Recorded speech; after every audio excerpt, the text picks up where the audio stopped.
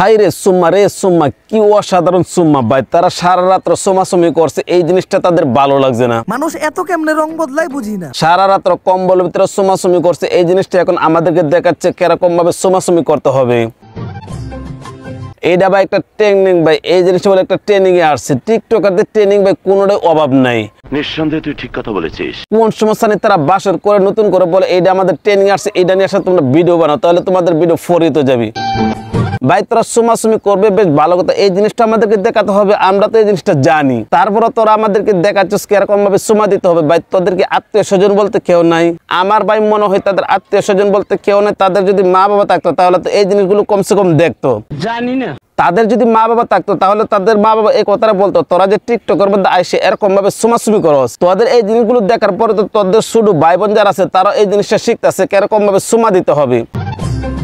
মানে ভাই তারা এই জিনিসটা আমাদেরকে দেখাচ্ছে, তাদের ছেলে মেয়ে আত্মীয় স্বজন শুধু ভাই বোন যারা আছে তারাও কিন্তু টিকটকের মধ্যে এসে এরকম ভাবে সোমাসুমি করতে যেন পারে। তত শরম নাই ভাই এদের কোনো ধরনের কোনো লজ্জা শরম নাই। তাদের যদি কোনো ধরনের কোনো লজ্জা শরম থাকতো তাহলে যে তারা এইগুলো কাজ করে, তাদের আসলে কোনো ধরনের কোনো জ্ঞান বুদ্ধি নেই। তাদের যদি জ্ঞান বুদ্ধি থাকতো তাহলে কি ভাই তারা এসব ধরনের কাজ করতে পারতো?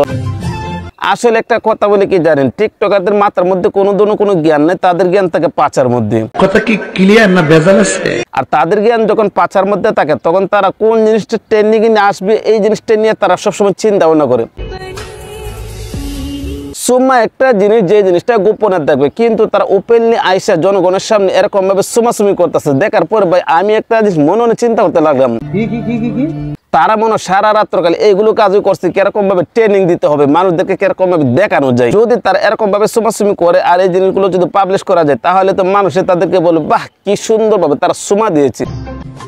ভাই তোদের সোমাগুলো আছে না অসাধারণ, অস্থির ভাই, খুব মজা লাগছে। তোরা যদি এরকম ভাবে সোমাসুমি করস আর কোন সমস্যা নেই, বাসের ঘরের ভিডিও করে কস বলে এটা একটা ট্রেনিং আসছে, বাসের ঘরে যা কিছু আছে এই জিনিসটা তোমরা দেখো তাহলে তোমাদের ভিডিও ফরিত যাবি। ভাই একটা কথা কি জানিস, তোদের কি বলতাম ভাই মাঝে মাঝে একবার চিন্তা করি এদেরকে কি বলার আছে, এদেরকে আসলে কোনো কিছু বলার নাই।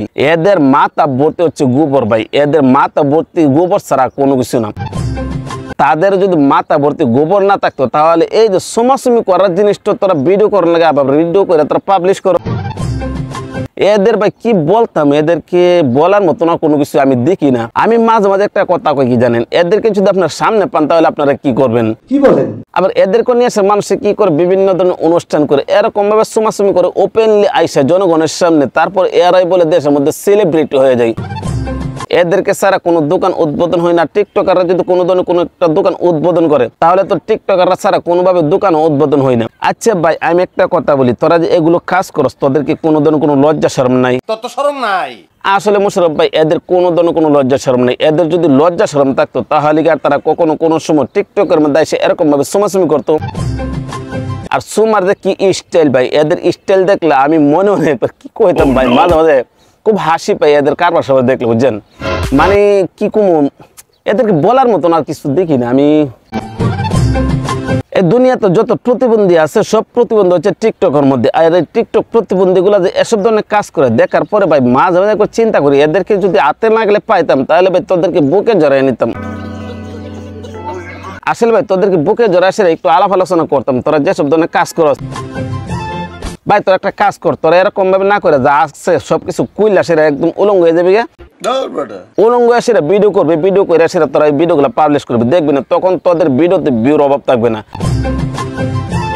তোদের তো ভিউরই দরকার, তোদের যদি ভিউর দরকার হয় তাহলে আর এরকম ভাবে সোমাসুমি না করে তোরা একদম উলঙ্গ হয়ে যাবে, একদম উলঙ্গ হয়ে সেরা ভিডিও করবে, দেখবি না ভিডিওতে যে কিরকম পরিমাণ ভিউ হয়। তোদের তো ভিউর দরকার আর টাকা ইনকাম করা দরকার।